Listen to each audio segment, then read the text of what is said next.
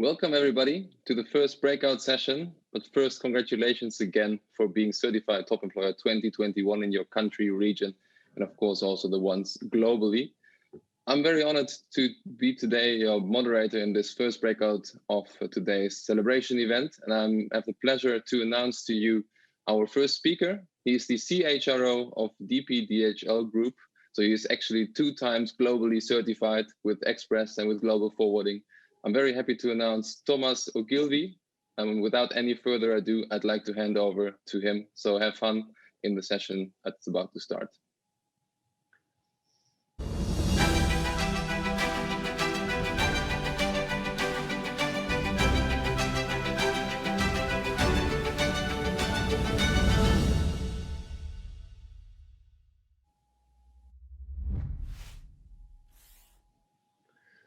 Thank you, Patrik, for the introduction. And I have to say, what a show. It's really amazing to be part of this top employers journey. That's really great.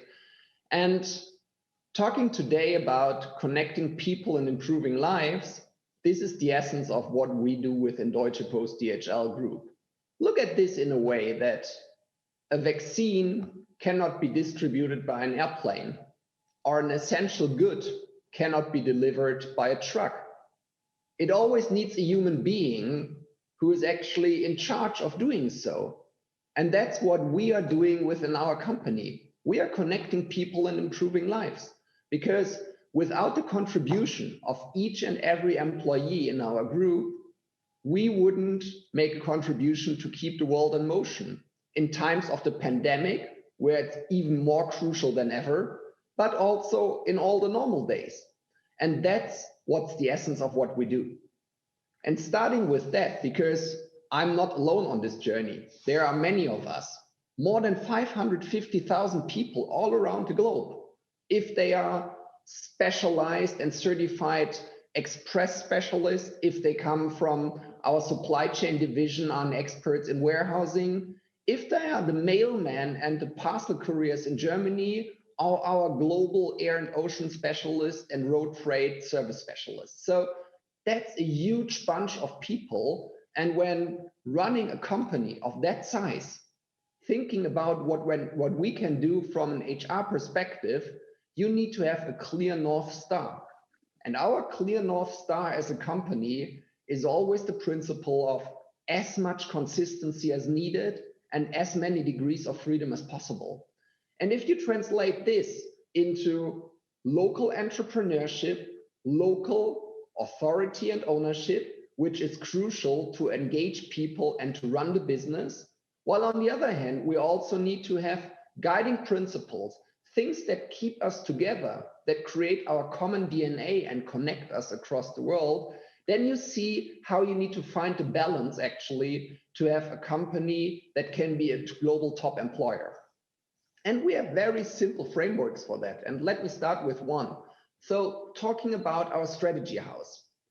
This is something that is in a 5-year cycle, always our lighthouse, our orientation mark for everyone in the group. It starts with the purpose, connecting people and improving lives, because like the one who was waving the floor in a warehouse on the moon mission, like we learned from Mariana, when he was asked and said, I make a contribution to bring a man on the moon, that's the same thing with every one of our 550,000 people.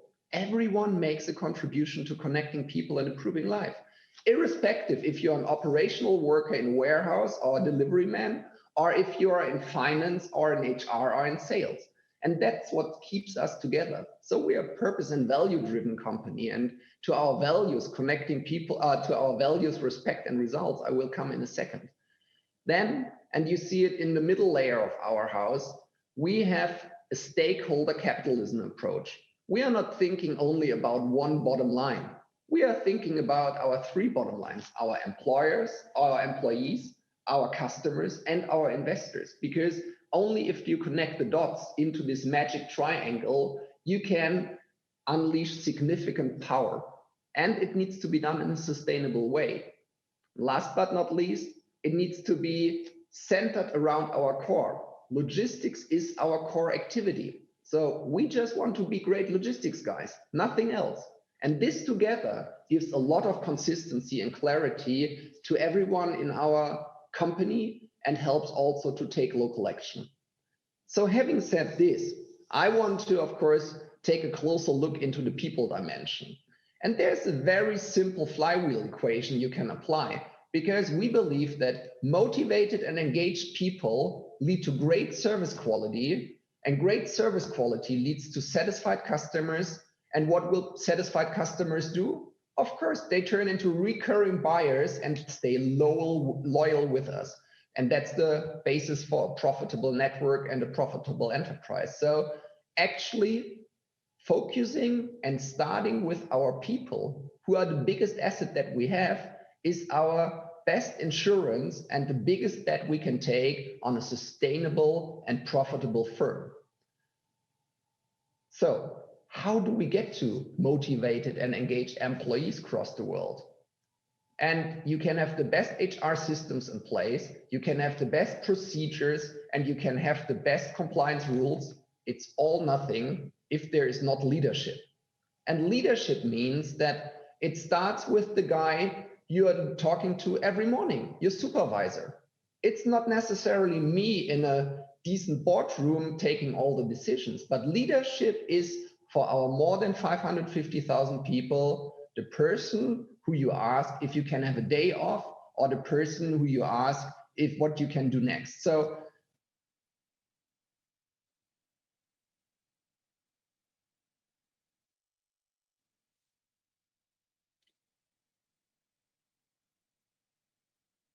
I think we lost Thomas' sound for a second. Oh, there we go. Sound is back?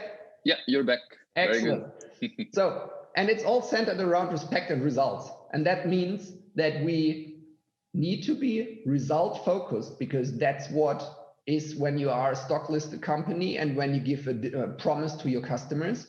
But we will never compromise on respect, because if you are compromising on respect, then you will fall short in the long term, and then you will not be a top employer anymore.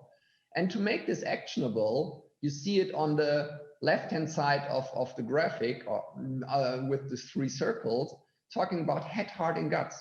So we believe that we need to balance not only head leadership when it's about rational decision-making and result orientation, which is important by focusing on results, by leveraging strength of the company, but it needs to be balanced and complemented by also a human touch, by the heart dimension. And that's about having and creating trust, because if you don't trust your employer, if you don't trust your colleagues, you will never achieve something exceptional. And it's also about providing purpose.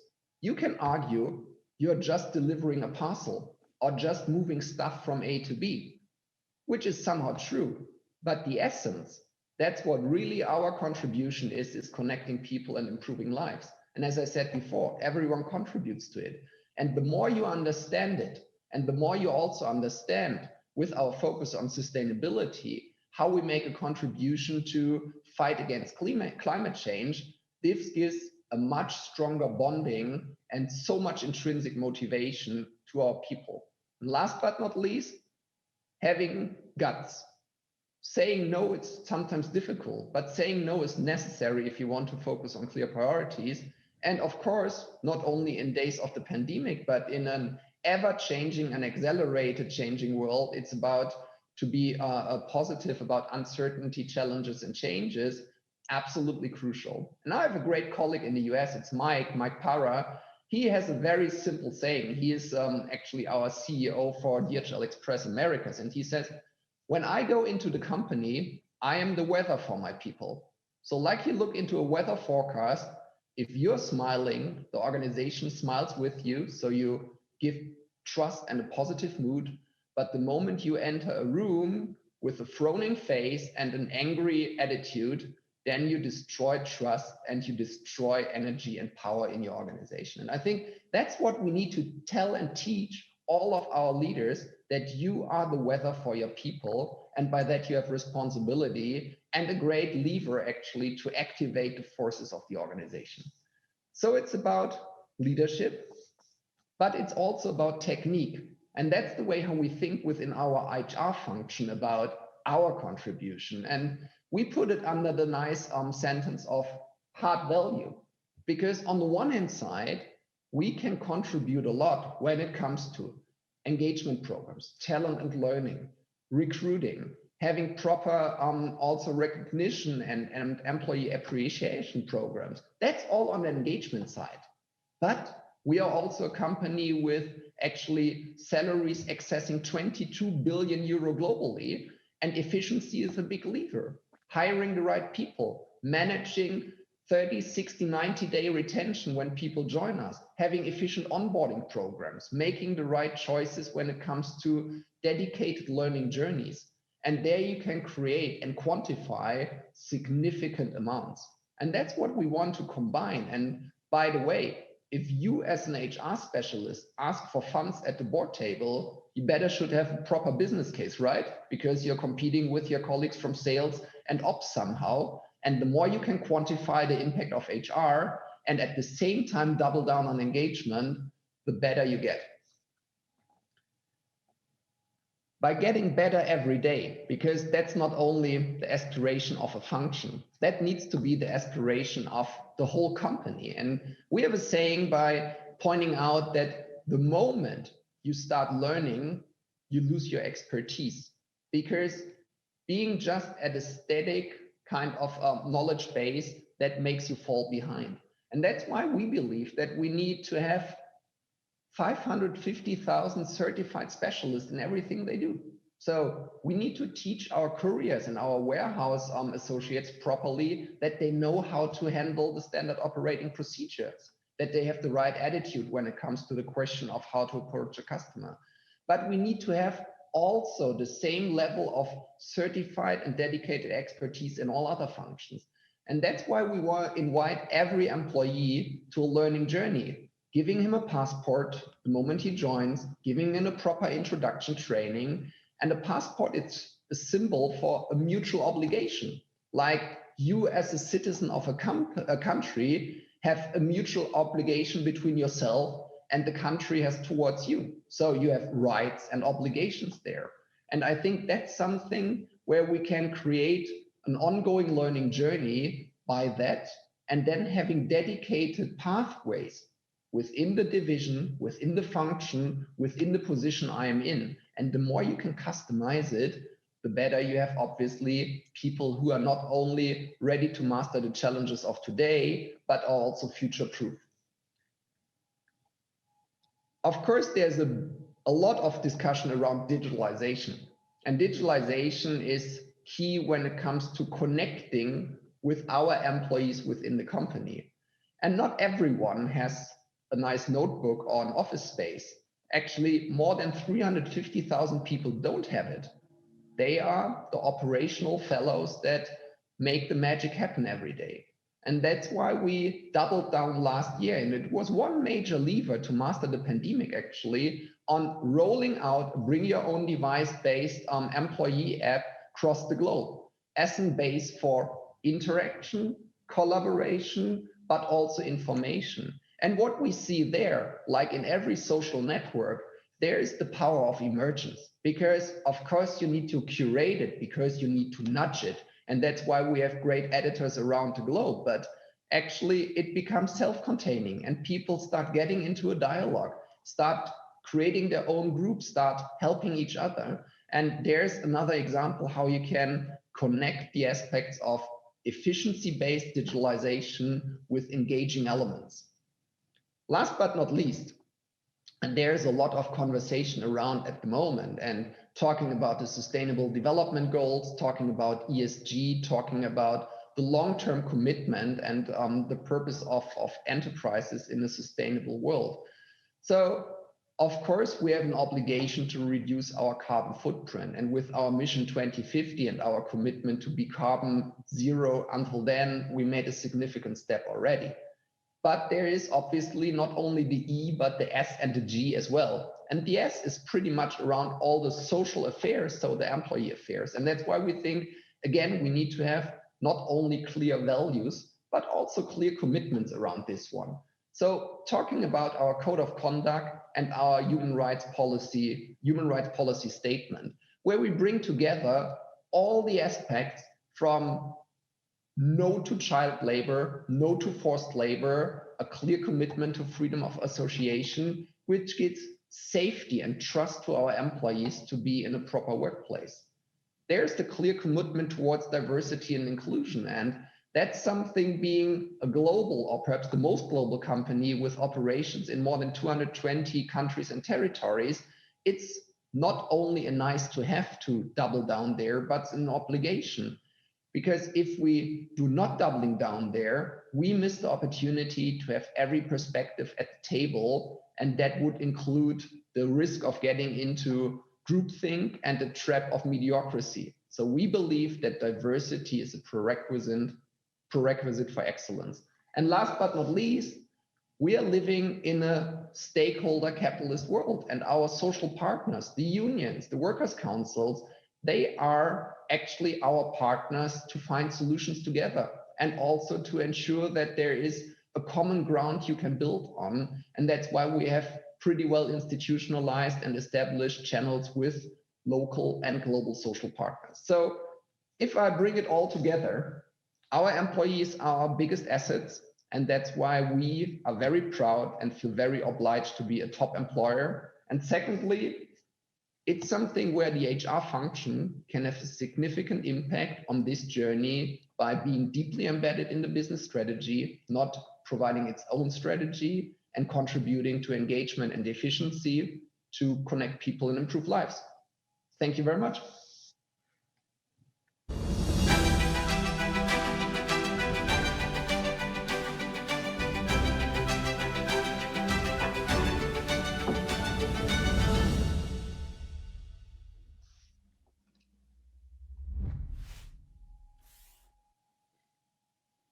Thanks a lot, Thomas. Very inspiring to hear all those stories about DHL. I mean, I'm the weather. I'm really going to remember that one, of being a leader of a small team myself. I think it's showing how to think about yourself as a leader, how to let's say wake up in the morning, go into the office, or at this point in time joining the first Zoom meeting. I think that awareness is very important, and it comes back in so many things that you share. But it's of course not only about my opinion today. We have the Q&A, so I'm very eager to see questions coming in. Seeing what's the first one on our list. Let's see what we have to share.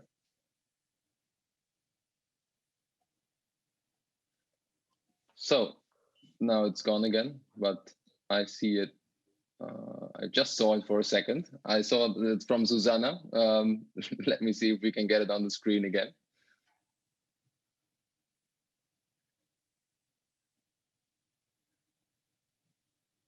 There it was for a split second. Once again, I saw it as well. All right. Yeah, the great advice indeed. You are the weather for your people and hard value. I think that's something that will stick to everyone. Maybe just start with a question from myself then, because I was wondering, you shared about so many things, and I was kind of writing down things in the meantime. But is there a place to start? Because I can imagine everyone in the room would now say, of course, there are 1,000 things we can do. We saw the passport, which I heard a lot of stories about, the app and the rollout last year, which I think was something that was indeed speeded up due to recent development. But is there something that you would say, advice to a leader or an HR leader who is listening? Start there, make a first step to move forward, leading more with heart, head, and guts. Well, I mean, I think first, there is not like this one size fits all solution that you can apply in each and every company. It needs to be specifically fitting into the idiosyncratic setup of your company. And this is determined by like many influencing factors, by your history, by your geographic distribution, by many aspects. And I think, so now being around 3.5 years in the role here and working since 20 years for the company, I think it's important, more important than to have a cohesive strategy, to listening into the organization, to have conversations with the employees, to have conversations with the business leaders, to understand what is actually fit to purpose. And so there's a nice saying. It's always dangerous to translate sayings from one language into another, but I try it anyways. So it's important that the fish likes the worm, but not the fisherman. And I think that's something everybody has to look out for, that we are doing out of HR something for our people and not for HR itself. Yeah, sounds good. I think that one is something you can translate. I can relate as a hobby fisherman, so not liking the worm myself. I think that's that's fitting. Let's see if we have a question coming up. Otherwise, I have a few more because there's so much you talked about.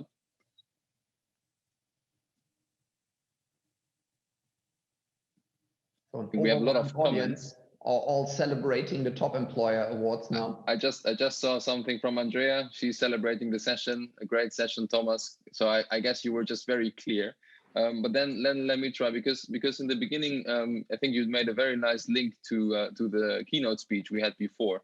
And what I liked in that speech as well is that she mentioned it's very different or difficult in a question that came up to have safety, a safe place to take risk and to error again, and to allow that. If you translate that to your story, is there a specific let's say practice or strategy you put in place to enable leaders on every level, but also on the ground floor, like in spaces where there is maybe a small group of employees, to get the feeling that they can try stuff, can implement local flavors, because they are the experts at that point and at that location? Let me answer it in two ways, because there's the one aspect of taking risks when it comes to innovation, but you can look at it in a broader sense, taking the risk to have a minority opinion. And innovation always starts with the like early movers, and then in innovation theory it takes some time until you have like the majority behind you. And that's a little bit the same in a broader sense, talking about diversity, inclusion, equity, and representation. If you don't have a company which has, in a broader sense, a culture where everybody can speak up, where no voice is shut down or no voice is discriminated, then you have actually not only a very good prerequisite for being a quite innovative company, but then you have also like done a good groundwork for being an inclusive and sustainable company there. So I think it goes far beyond the question of innovation when talking about having an environment where risk-taking, or translating it, daring to have an own opinion, is accepted or not.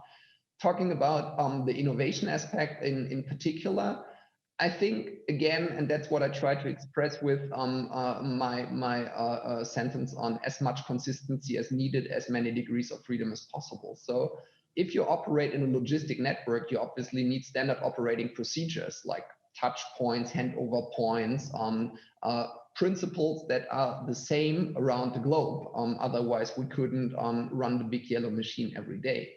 But we need to be clear about where to accept and where to foster local entrepreneurship and local ownership. And that can be, because innovation is not limited to technical or technological innovation. It can be also a superior sales approach. It can be a great idea in the HR function. And then it is about how good is the organization in a way amplifying and listening to these weak, decentral ideas to actually make it the best solution and leverage the strength of it. And I think that's something where you can create some formal environments like sounding boards, or what we did for a while was having what we called our startup lab, so that we ask people to apply with their own ideas to get some funding to make it happen. And this not only gives a nice messaging into the company in terms of we want your ideas, but it's also something where you change the culture with. Yeah, I think it's a great point to really get that message across. I mean, it's one thing to say take risks, but if that's not really lived and committed from the top, then I can imagine that it's nice to hear, but then I rather not, because I have to work on the things and not take unnecessary risks, of course. Yeah. So let me see. I think we have a question coming in. If I can move back to the big screen, let me see. I have it here. It's from Maria, DHL Spain, so one of your colleagues. She's asking, do you think that COVID situation is improving the proud belonging of the employees? And she's also thanking you for a great speech. So Maria, thanks for this great question. And I mean, we all, and we have this discussion on the highest senior level of the company every week. So having a global task force with all COOs, our CEO, on the situation of COVID and what we can do first and foremost to protect our employees, but also how we can ensure business continuity and keep the world rolling. But I mean, I really think, and so I picked this shirt today as it shows Deutsche Post and the DHL brand, and both brands are top employers or certified top employers. I have another one where you can read on, "We are essential." And I think the fact, and that's not only logistics, that's also in retail, so grocery retail, that's in many areas where perhaps in the past you took it as a given that this is happening, and the level of appreciation for people working in these industries was okayish but not so high. And I think what you can see now is and that's something in the perception of our customers, but I think also the pride we take as being part of the company, that we are essential, that this sentence, connecting people and improving lives, is not only something you put on a brochure having a nice purpose, but it's really reflected in what we're doing every day. And I mean, looking what we can do, and I'm very proud of it, to distribute vaccines with our logistics solutions across the globe, and by that literally making a contribution. Of course, not being the only ones. There are like the pharma companies having invented and produced the vaccines. There are the medical doctors and the healthcare systems distributing it. But us making a contribution to cure the world from COVID and let us get back to normal again, that's something that makes me extremely proud. And I think that's a pride everyone in the company can have, because everyone contributes to it in one way or the other. Yeah, thanks. Yeah, I can imagine totally. I mean, it's all part of a big process, and indeed good to know, and also good to translate that to every employee, I guess, that they are playing a role and they're making sure that we get back to normal. I think the last question with a question for you to have a quick answer. It's from Frank Bickmeyer. He's asking, what makes you personally most proud from DP DHL perspective in the last 12 months? So, is there one thing you can pick? The simple questions are the hardest ones, because there are many things. I mean, yeah. If there's one thing that really stands out for me, then it is the commitment, the dedication, and the motivation of all people I met. There is like the eagerness and the will to make a contribution. There is the focus on having clear priorities when it comes to protecting our people. There is also a lot of trust. So actually just seeing our leadership attributes framework getting into action during these days and making such a significant contribution and having such an impact on the performance of the company, that's really amazing. Thank you very much, Thomas, for putting that down. I think that's something that we also see in the chat. A lot of people being very proud being part of the DP DHL family. I have to thank you here because time is already up. Thank you very much for the inspirational speech, for answering the questions, for being part of this great event. And thanks everyone joining this session, asking the questions and being part of the celebration event together. Have fun for the next half an hour, I think, and have fun celebrating being a top employer. Thanks, Thomas. Thank you so much, Patrik. All the best. See you soon. Bye-bye. Bye-bye.